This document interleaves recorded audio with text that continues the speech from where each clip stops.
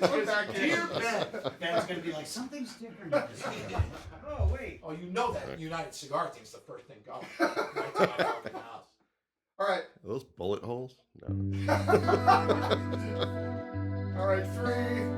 Hey, you're not gonna Yep, couple of yappers over All there. right, here we go. Whenever you're ready, Will, I'm ready for you, bud. All right, so Pandemic, mental health issues, isolation. These are all the ingredients that contributed to me saying to myself, hey, listen, music, biggest part of my life, most meaningful thing in my life. Really enjoy sitting around in my house by myself listening to records, but there's no live music going on. And I want to do something about it. I want to be proactive about this isolation, about coming out of the pandemic. how did this start? I think it was we were listening to records one night, and then Ron contacted me like a couple weeks later and said, "Oh, we're doing this thing. I have this idea. Let's do the records." And you know, knowing Ron, he has a really competitive spirit to him, so he wanted to, like, you know, basically just haze a bunch of people who were playing really shitty music, and, you know, and comparing it to his amazing music.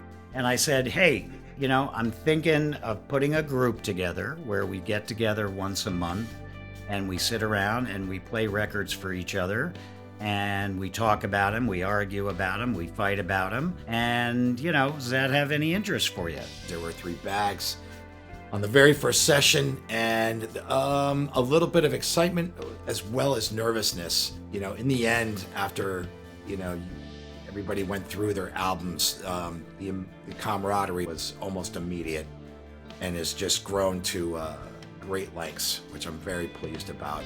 So this group has been together for going on a year and a half now. I never in a million years honestly thought that would be the case. I just, the area we live in, the Northeast, you know, everybody is doing 3 things too many and too busy and have girlfriends, wives, jobs, etc.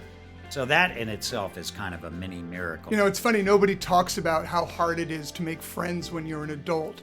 And one of the things that's been so incredible about this group has been the friends that we've made, the friendships that have been gained here, the connections that have happened.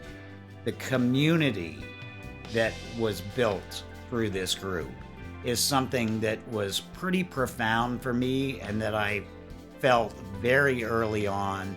And in my opinion, it is just built and built and built. I mean, we have each other's backs in this group, like outside of sitting on a couch and listening to records. We have each other's As backs. far as the most gratifying part of it, I'll tell you, one of the things that's really gratifying is the food.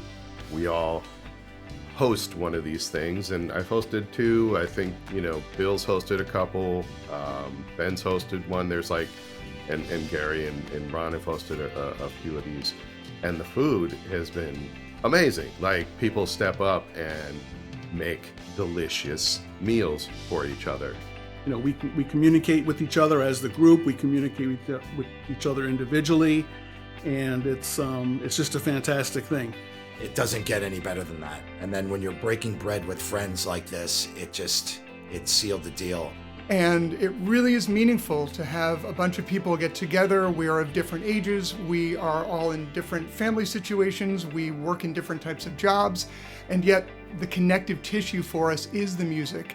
It is the ability to be together. It is the ability to have these moments once a month where we can sit and be not in judgment, not screaming, not yelling, not trying to one up or outdo each other, but just be together and be friends. And there's an honesty to that. There's a love to that I frankly haven't experienced as an adult. So I'm so grateful to this group and to everything that it's brought to my life. And I know that all of the other members of the group feel the same way too.